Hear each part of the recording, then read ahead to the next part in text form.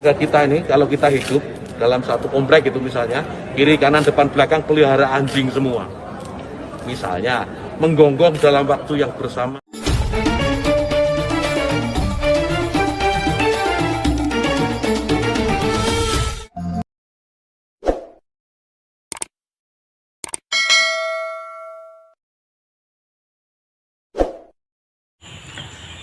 Bismillahirrahmanirrahim. Terkait dengan komentar Menak yang dianggap menyamakan suara azan dengan gonggongan anjing, saya kira itu wajar sekali, karena kalau dikaji dari ilmu koherensi namanya, dalam teori pendekatan yang digunakan dalam menafsirkan Al-Quran, maka ke sana arahnya.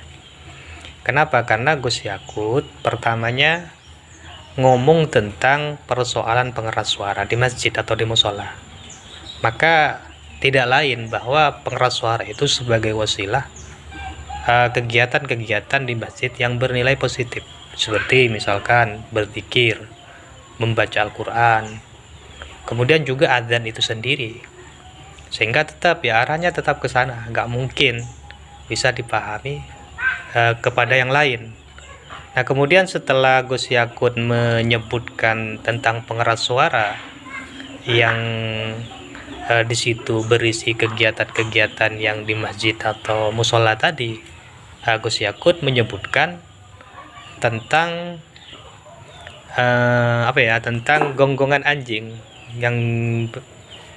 yang menggonggong secara bersamaan, sehingga tidak mungkinlah orang akan memahami selain yang dipahami dengan pemahaman yang berkembang. Walaupun misalkan Gus Yakut tidak ada niat ke sana, tapi tetap orang-orang akan memahami ke sana. Kemudian secara hukum fikih, orang-orang yang membela Gus Yakut dengan misalkan baca Al-Quran yang di situ ada persyaratan tidak boleh mengganggu orang yang sholat atau orang yang tidur.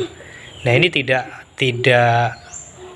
bisa berlaku dalam persoalan azan, karena azan itu untuk mengetahui masuknya waktu, sehingga sebuah kelaziman kalau itu harus